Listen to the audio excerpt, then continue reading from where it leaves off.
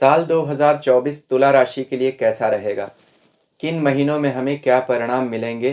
धन, स्वास्थ्य, भाग्य, संतान, परिवार, व्यापार की स्थिति कैसी रहेगी और हमें क्या अच्छे उपाय करने चाहिए? इस वीडियो में मैं आपको विस्तार से बताऊंगा। जय श्री गणेश।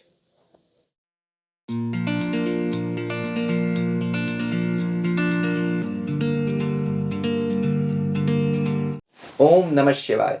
मैं अंशुमान आपका स्वागत करता हूं। साल 2024 का तुला राशि का वार्षिक राशिफल इस वीडियो में मैं आपको विस्तार से बताऊंगा।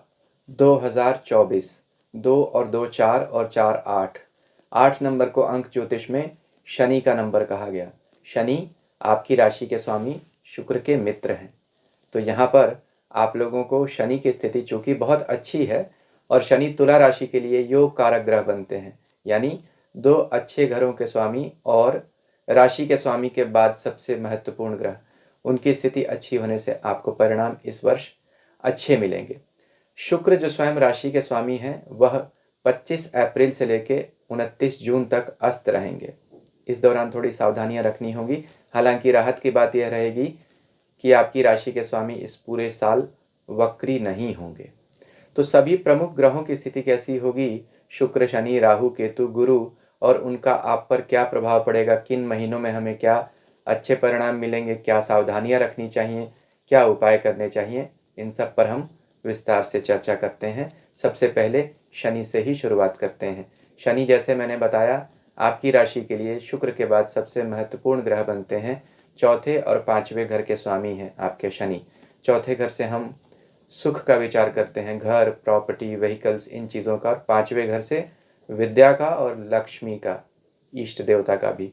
तो इन सब चीज़ों के लिए शनि की इस साल की जो आपकी स्थिति है वह अच्छी है। यानी शनि स्वयं पांचवें घर से अपनी ही राशि से गुजर रहे हैं।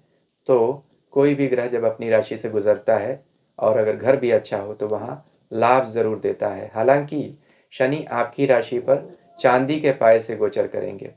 शनि 12 राशियों पर 4 पायों या चरणों से गोचर करते हैं: सोना, चांदी, तांबा और लोहा, जिसमें चांदी का परिणाम मध्यम ही होता है, यानी थोड़ा अच्छा थोड़ा मुश्किल। लेकिन चूंकि शनि अपनी राशि से गुजर रहे हैं और राशि के लिए अच्छे प्लैनेट बनते हैं तो वह कुल मिलाकर आपको अधिक परिणाम अच्छे ही देंगे। कुछ समस्याएं आती रहेंगी जिन्हें आप अपनी सूझबूझ से, बुद्धि से निपटारा करते रहेंगे। यह भी शनि आपको बुद्धि देते रहेंगे। साल में जब भी शनि शुक्र के साथ संबंध में होंगे तो आपके लिए राजयोग बनाएंगे। शनि अच्छे होते हैं तो क्या परिणाम देते हैं, इस पर मैंने एक वीडियो बनाया है। और समस्या देते हैं तो क्या होता है, इस पर भी एक वीडियो बनाया है जिसका स्क्रीनशॉट अभी आप देख रहे होंगे। इस वीडियो की समाप्ति पर इन दो वीडियोस का लिंक मैं आप दे दूंगा। जब आप चाहें ये वीडियो समाप्त होने पर देख सकते हैं, तो आपको अपनी राशिफल को समझने में और आसानी होगी। अब शनि की 3 दृष्टियां होती हैं जो तीसरी, 7वीं और 10वीं होती हैं। शनि की तीसरी दृष्टि आपके 7वें भाव पे जाएगी। 7वां भाव व्यापार का भाव है, जीवन साथी का भाव है। शनि जहाँ देखते हैं वहाँ कुछ न कुछ उलझने ज़रूर देते हैं। शनि की 7वीं दृष्टि 11वें भाव पे जाएगी, जो अच्छा है। शनि की 10वीं दृष्टि दूसरे भाव पे जाएगी, तो धन संचय के लिए शनि आपको बहुत सारे मौके देंगे। काम में बढ़ोतरी होगी और काम से आपको पैसे की प्राप्ति या आमदनी अच्छी होगी। दूसरे बड़े ग्रह की बात करते हैं, बृहस्पति। बृहस्पति आपके लिए तीसरे और छठे घर के स्वामी हैं। संघर्ष देते हैं, मेहनत देते हैं, हिम्मत भी देते हैं। सूझबूझ के तो स्वामी वह हैं ही बृहस्पति, ज्ञान के ग्रह। तो संघर्ष के घर के स्वामी 30 अप्रैल तक आपकी राशि से 7वें भाव से चल रहे हैं। उलझने और संघर्ष देंगे।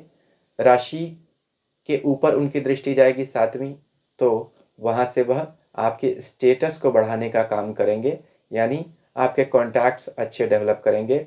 उनकी 5वीं दृष्टि आपके आय के भाव पे भी जाएगी। बृहस्पति जब भी छठे घर के स्वामी बनते हैं और आय को देखते हैं तो आय उलझनों के साथ ही आती है, लेकिन आती ज़रूर है, क्योंकि बृहस्पति की दृष्टि में वृद्धि होती है, यानी ग्रोथ के प्लैनेट बनते हैं जुपिटर।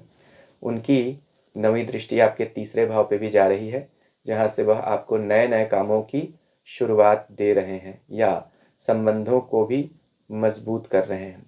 बृहस्पति 1 मई से वृष राशि में जाएंगे। वृष राशि आपकी स्वयं शुक्र की ही दूसरी राशि है और वह 8वें भाव से जाएंगे।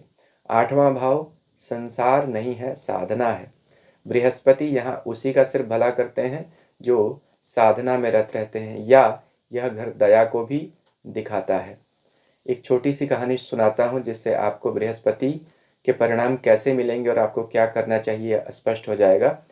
पुराणों में एक कथा आती है कि सृष्टि के आदि काल में दैत्यों, देवताओं और मनुष्यों ने प्रजापति ब्रह्मा की तपस्या की। ब्रह्मा जी प्रकट हुए और उन्होंने 10 शब्द का उच्चारण किया। देवताओं ने उसे दया समझा, दैत्यों ने उसे दमन और मनुष्यों ने दान। तो मनुष्य के लिए दान सर्वोपरि साधना है। तो संसार के घर के प्लैनेट यानी बृहस्पति आपके लिए छठे घर के मालिक बनते हैं, जहाँ से हमें संघर्ष संसार में देखना पड़ता है। उसके स्वामी जब 8वें घर से जाएं तो हमें दान का सहारा लेना चाहिए, यानी मनुष्यों पर दया करनी चाहिए, जानवरों पर दया करनी चाहिए, चैरिटीज़ में देना चाहिए। 8वां घर गुरु के चरण को भी दिखाता है, गुरु की सेवा करनी चाहिए, मंदिर जाना चाहिए, क्योंकि यहाँ से बृहस्पति की 5वीं दृष्टि आपके 12वें भाव पे भी जाएगी, जिससे हम मंदिर का विचार करते हैं। उनकी 7वीं दृष्टि दूसरे धन भाव पे जाएगी। मंदिर में जितना धन देंगे उतना आपका धन कई गुना वापस आपके पास आएगा। यहाँ से बृहस्पति की 9वीं दृष्टि आपके चौथे घर पे जाएगी, प्रॉपर्टी के घर पे। तो प्रॉपर्टीज़ लेने के लिए बहुत अच्छे संयोग बृहस्पति आप लोगों के लिए बनाएंगे। लेकिन बृहस्पति का 8वां गोचर मुश्किल गोचर होता है। यह सिर्फ वही लोग संभाल सकते हैं जो साधना में रहते हैं, यानी उनका संसार तभी चल पाएगा जब वह साधना और दया से जुड़े रहेंगे। यही आपका सबसे बड़ा उपाय भी है। दूसरे महत्वपूर्ण ग्रह राहु। राहु अभी आपके पूरे वर्ष छठे भाव से चलेंगे। छठा भाव राहु को अत्यधिक पसंद है, क्योंकि राहु संघर्ष को पसंद करते हैं। वह दैत्यों के सेनापति हैं, लड़ना उन्हें अच्छा लगता है। छठा घर लड़ाई का है, रोग, शत्रु और ऋण, जिससे हमें लड़ना पड़ता है, और यही 3 चीज़ें हमें जीवन में आगे बढ़ने से रोकती हैं। राहु इन चीज़ों पर हमें विजय दिलाते हैं, यानी रोग होंगे तो समाप्त हो जाएंगे, शत्रु आपके सामने टिक नहीं पाएंगे, और कर्ज अगर होगा आपका तो वह कर्ज एनहिलेट हो जाएगा, यानी समाप्त हो जाएगा।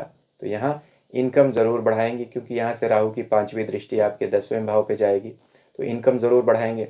12वें घर पे भी जा रही है तो खर्च तो ज़रूर देंगे, लेकिन इनकम कर्म भाव पर दृष्टि होने से राहु की इनकम ज़रूर बढ़ेगा, और यह इनकम कॉन्टैक्ट्स के थ्रू होगा। यानी जो लोग भी कॉन्ट्रैक्ट्स या कॉन्टैक्ट्स का काम करते हैं, कमीशन ब्रोकरेज का काम करते हैं, शेयर मार्केट में भी हैं, उनके लिए विशेष तौर पर अच्छे परिणाम देखने को मिलेंगे। यहाँ से राहु की दृष्टि आपके दूसरे भाव पे भी जाती है, तो कुछ पैसे का खर्च तो आपका बढ़ाएंगे, लेकिन पैसा लेकर भी आते हुए दिख रहे हैं।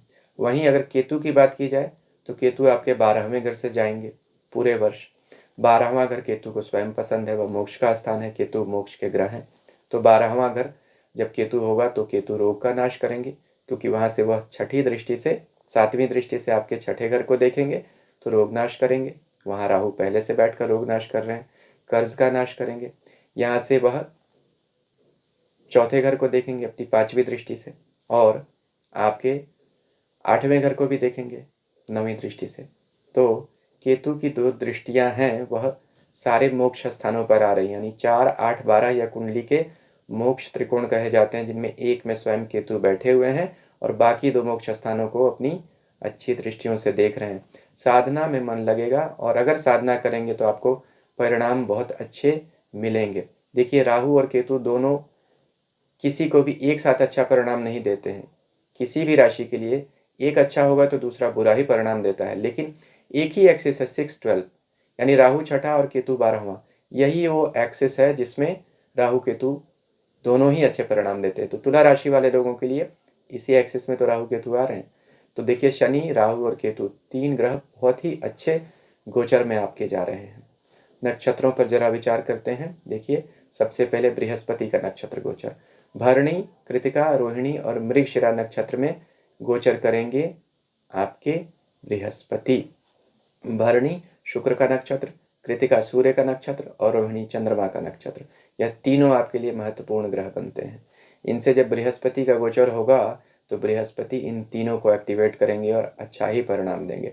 सिर्फ मृगशिरा नक्षत्र में जब अक्टूबर नवंबर में थोड़ा गोचर करेंगे, आपको थोड़ी सी सावधानी रखनी पड़ेगी, क्योंकि आपके खर्चे थोड़े बढ़ा देंगे। लेकिन फिर भी बृहस्पति का नक्षत्र गोचर अमूमन अच्छा ही रहेगा, क्योंकि पहले 11वें 10वें और 7वें इन भावों के स्वामियों से बृहस्पति नक्षत्र में गोचर करेंगे। अगर हम शनि की बात करें तो शनि पूर्वा भाद्रपद और शतभिषा नक्षत्र से गोचर करेंगे। राहु रेवती और उत्तरा भाद्रपद नक्षत्र से गोचर करेंगे। तो साल में एक समय ऐसा आएगा जब शनि और राहु अक्टूबर से लेकर 27 दिसंबर तक एक दूसरे के नक्षत्रों से गोचर करेंगे। इस समय आपके लिए बड़े परिणाम परिवर्तन के आएंगे। सोच समझ कर निर्णय लीजिएगा, इम्पल्सिव बिहेवियर से बचिएगा और किसी से झगड़े लड़ाई से आपको बचना चाहिए। केतु हस्त और उत्तरा फाल्गुनी नक्षत्र से गोचर करेंगे, तो केतु का गोचर भी अच्छा है। अब कौन से महीने आप लोगों के लिए अच्छे होंगे? देखिए, जब जब शुक्र अच्छी स्थिति में होंगे महीने अच्छे जाएंगे, क्योंकि आपकी राशि के स्वामी हैं। तो उच्च राशि में शुक्र जाएंगे 31 मार्च से लेकर 25 अप्रैल तक। हालांकि यह छठा गोचर है, लेकिन चूंकि राशि स्वामी उच्च राशि में जा रहे हैं तो सूझबूझ बुद्धि आपको ज़रूर देंगे। आप अपने मैग्नेटिक पर्सनालिटी का यूज़ करके समस्याओं से बाहर आएंगे और नए कनेक्शंस भी जोड़ेंगे, लेकिन अचानक कुछ परिवर्तन ज़रूर होते हुए दिख रहे हैं। शुक्र अपनी राशि तुला में जाएंगे, 18 सितंबर से लेकर 13 अक्टूबर तक राशि के ऊपर आएंगे, तो आपके प्रभाव क्षेत्र में वृद्धि करेंगे ज़रूर। यहीं 7 मार्च से 31 मार्च तक शुक्र कुंभ राशि में होंगे, जहां वह शनि के साथ होंगे, 5वें भाव में जाएंगे और यह बहुत बड़ा अच्छा राजयोग का समय आप लोगों के लिए आएगा। 31 जुलाई से लेकर 25 अगस्त तक शुक्र सिंह राशि में होंगे, जहां शनि की उन पर 7वीं दृष्टि होगी। शुक्र इनकम के घर 11वें भाव से गोचर करेंगे, तो ये सब इनकम बढ़ाने वाले गोचर हैं। 2 दिसंबर को शुक्र मकर राशि में आएंगे, साल के अंत तक रहेंगे। उसी समय शनि भी कुंभ राशि में रहेंगे, तो यहाँ शुक्र चौथे भाव में, शनि 5वें भाव में, दोनों आपके महत्वपूर्ण ग्रह दोनों लक्ष्मी और केंद्र स्थानों से गुजरेंगे। बहुत बढ़िया है। तो साल में अधिकतर शुक्र का गोचर आपके लिए अच्छा है। अगर अभी तक आपको मेरा वीडियो अच्छा लग रहा है तो कृपया मेरे चैनल को सब्सक्राइब कीजिए और सब्सक्रिप्शन बटन के साथ लगी घंटी को भी ज़रूर दबा दीजिए। सावधानियां हमें क्या रखनी चाहिए? देखिए, राशि स्वामी जब अस्त हों तो आपको विशेष सावधान रहना चाहिए। तो शुक्र अस्त होंगे 29 अप्रैल से लेकर 29 जून तक। यही वह समय होगा जब बृहस्पति भी राशि परिवर्तित करेंगे और शुक्र की राशि में आएंगे 1 मई को। तो यह परिवर्तन का समय आपके लिए हो सकता है सावधान। शुक्र जब नीच होंगे 25 अगस्त से लेकर 18 सितंबर तक, तब भी आपको थोड़ा सावधान ज़रूर रहना चाहिए। गुरु और शनि जब अस्त और वक्री होंगे तब भी आपके लिए विशेष स्थितियां बनेंगी, और उनके परिणाम क्या होंगे यह आगे बताता हूँ। सबसे पहले तारीखों पर विचार कर लेते हैं। गुरु अस्त होंगे 7 मई से लेकर 6 जून तक, और वक्री होंगे 9 अक्टूबर से लेकर साल के अंत तक। शनि अस्त होंगे 17 फरवरी से लेकर 26 मार्च तक, और वक्री होंगे 30 जून से लेकर 15 नवंबर तक। अस्त ग्रह क्या करता है? ज्योतिष के प्राचीन ग्रंथ लिखते हैं, अस्तंगतो विरश्मि। जो ग्रह अस्त हो जाता है उसकी रश्मि यानी उसकी चमक, प्रभा, ऊर्जा कम हो जाती है। तो ऊर्जा कम हो जाएगी तो आप में स्वयं ऊर्जा का अभाव हो जाएगा। इसलिए उस समय शुक्र के विशेष उपाय आप लोगों को करने चाहिए, या गुरु शनि के भी। अगर ग्रह वक्री होता है तो क्या होता है? सारावली ज्योतिष का एक प्राचीन ग्रंथ है, वह वक्री के बारे में कहता है, क्वचित राज्यम क्वचित द्रव्यम क्वचित पूजाम क्वचित यशः ददाति वेगम विचित्र चेष्टा वीर्य समन्वितः। यानी जो ग्रह वक्री हो जाता है वह कभी तो राज्य दिला देगा, कभी धन दिला देगा, कभी राजा से सम्मान, कभी यश, और कभी बेकार का भटकाव देगा। तो जब ग्रह वक्री होगा तो आपको सावधान रहना चाहिए, सोच समझकर ही कोई निर्णय लेने चाहिए और इम्पल्सिव बिहेवियर से बचना चाहिए। कुछ पुराने काम होंगे घूम कर आपके सामने आएंगे, जिन्हें आपको कंप्लीट करना पड़ेगा। इनकम्प्लीट काम आपके सामने आकर क्वेश्चन मार्क बन जाएंगे। सूर्य जब ग्रहण में जाएंगे तब भी आपको सावधान रहना चाहिए। 8 अप्रैल और 2 अक्टूबर 2024 को सूर्य ग्रहण होंगे। सूर्य आपकी राशि से 11वें भाव के स्वामी हैं, यानी इनकम के घर के स्वामी हैं, और मीन और कन्या राशियों में यह अप्रैल और अक्टूबर में गोचर करेंगे। तो आपके लिए छठे भाव और 12वें भाव का यह अस्त होगा, सावधान रहिएगा। चंद्र ग्रहण कब होगा? 25 मार्च और 18 सितंबर को। चंद्रमा आपके लिए 10वें घर कर्म स्थान के स्वामी हैं और वह भी कन्या और मीन राशियों में ही अस्त होंगे। उसमें आपको विशेष ग्रहण के उपाय करने चाहिए, नहीं तो आपके काम और इनकम दोनों पे निगेटिव इम्पैक्ट इसका आएगा। क्या उपाय करने चाहिए?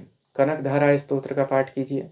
शुक्रवार को दूध, चावल, दही का दान करना चाहिए।